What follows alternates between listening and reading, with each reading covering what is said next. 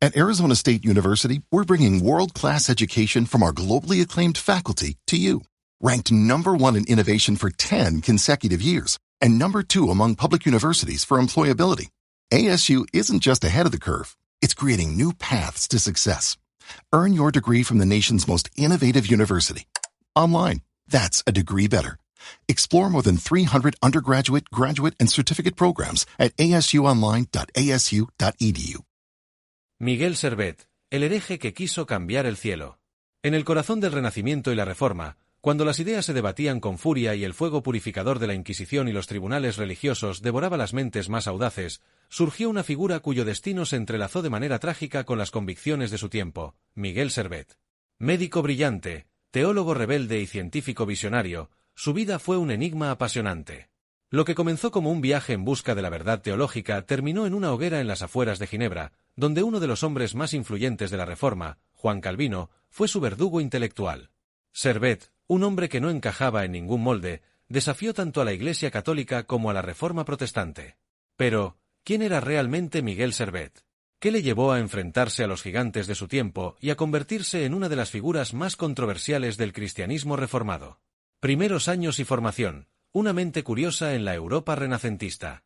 Miguel Servet nació en 1511 en Villanueva de Sigena, un pequeño pueblo en la región de Aragón, España.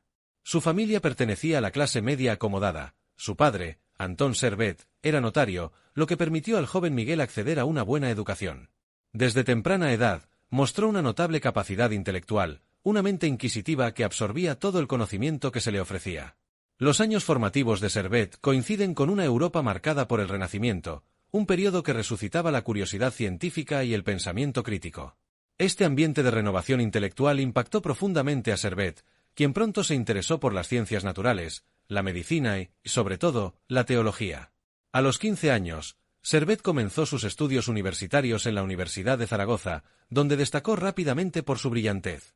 Pero fue en la Universidad de Toulouse, en Francia, donde su vida intelectual y espiritual dio un giro. Aquí, Servet entró en contacto con los estudios de Derecho y Teología, y también con los textos bíblicos en sus lenguas originales, el hebreo y el griego. La Reforma protestante estaba en pleno apogeo, y las enseñanzas de Lutero y otros reformadores influyeron profundamente en el joven estudiante.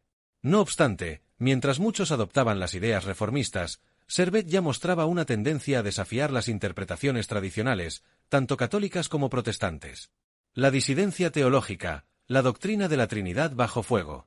En 1531, con tan solo 20 años, Servet publicó su primer y más influyente libro teológico, De Trinitatis Erroribus, sobre los errores de la Trinidad. En este tratado, Servet se atrevió a cuestionar una de las doctrinas más fundamentales y sagradas del cristianismo, la Trinidad.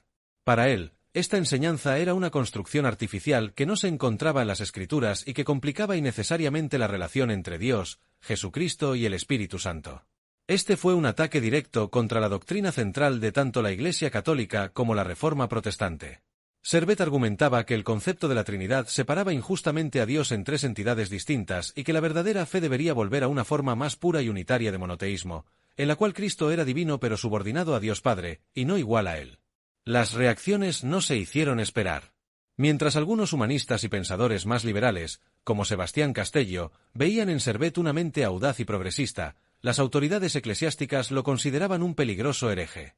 Este desafío a la ortodoxia teológica lo colocó en el punto de mira de los inquisidores católicos, y muy pronto se encontró huyendo de la represión. El exilio y la medicina, un científico visionario. Tras la publicación de su obra, Servet tuvo que abandonar España y vivir como fugitivo. Viajó por Europa bajo diferentes nombres y se instaló en Lyon y luego en París. Durante este tiempo, se dedicó a estudiar medicina, lo que lo llevó a alcanzar una gran reputación como médico y científico. Fue en París donde se encontró con otro gran intelectual del Renacimiento, el médico y humanista Michael de Villanobus, bajo cuyo nombre Servet continuó publicando sus obras científicas.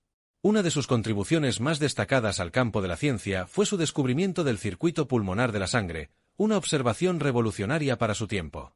En su obra Christianismi Restitutio, publicada en 1553, Servet describió con precisión cómo la sangre pasa del corazón a los pulmones para ser oxigenada, antes de regresar al corazón y ser bombeada al resto del cuerpo.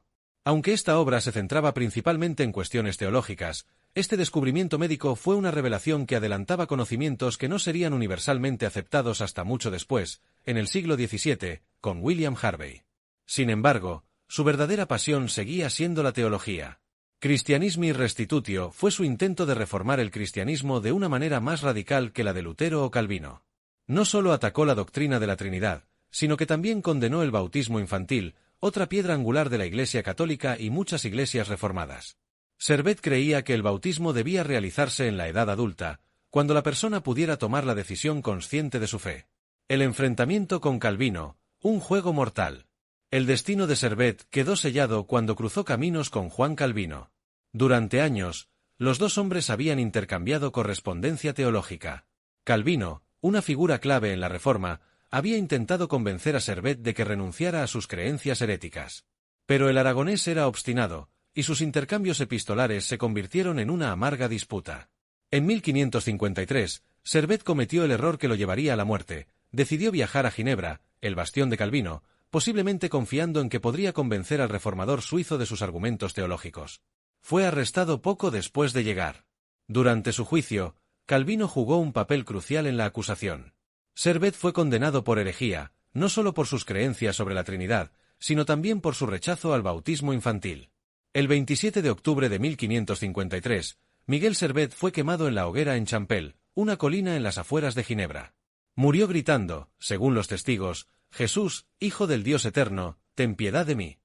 La ironía de su ejecución, orquestada por uno de los líderes de la Reforma, no pasó desapercibida para sus contemporáneos, y durante siglos ha sido un punto de reflexión sobre los límites de la tolerancia religiosa. El legado de Miguel Servet, mártir de la libertad de conciencia. La ejecución de Servet tuvo un impacto profundo en la Europa de la Reforma. Fue visto por muchos como una traición a los ideales de libertad y reforma que Calvino y otros predicaban. ¿Cómo podía un movimiento que se levantaba contra la opresión de Roma caer en los mismos métodos de represión? La muerte de Servet provocó una ola de críticas, tanto dentro como fuera del mundo protestante. Sebastián Castello, quien también era un defensor de la libertad de conciencia, se convirtió en uno de los críticos más feroces de la ejecución de Servet. En su obra Contra Libellum Calvini, Castello condenó la ejecución, defendiendo la idea de que ninguna doctrina, por muy verdadera que se creyera, podía justificar la muerte de un hombre. El legado de Servet, tanto en el campo de la teología como en la ciencia, ha sido objeto de reconsideración durante siglos. En el siglo XIX, con el surgimiento del pensamiento liberal y los movimientos en favor de la libertad religiosa, Servet fue redescubierto como un mártir de la conciencia individual y la libertad de pensamiento. Hoy en día, es recordado no solo como un teólogo herético, sino como un visionario que, a pesar de su trágico final, contribuyó de manera significativa al debate sobre los límites de la fe y la libertad individual. Su descubrimiento del circuito pulmonar fue finalmente reconocido como uno de los primeros pasos en la comprensión moderna de la circulación de la sangre. Y aunque sus ideas teológicas siguen siendo controvertidas, su coraje para desafiar tanto a Roma como a Ginebra ha asegurado su lugar en la historia como uno de los grandes defensores de la libertad de conciencia. Miguel Servet fue un hombre que pagó con su vida el precio de su búsqueda incesante por la verdad. En un mundo marcado por la ortodoxia y el dogma, se atrevió a pensar de manera diferente, y aunque fue castigado por ello, su legado ha perdurado como un símbolo del derecho a cuestionar, a creer y a elegir el propio camino espiritual.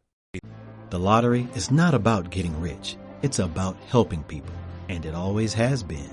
The lottery is what helped raise the Great Wall of China, build the roads of Rome, and today, in South Carolina, it's what generates millions of dollars each year for scholarships like the SC Hope, Life, and Palmetto Fellows. The South Carolina Education Lottery is investing in you. Visit sceducationlottery.com/betteryou to learn more.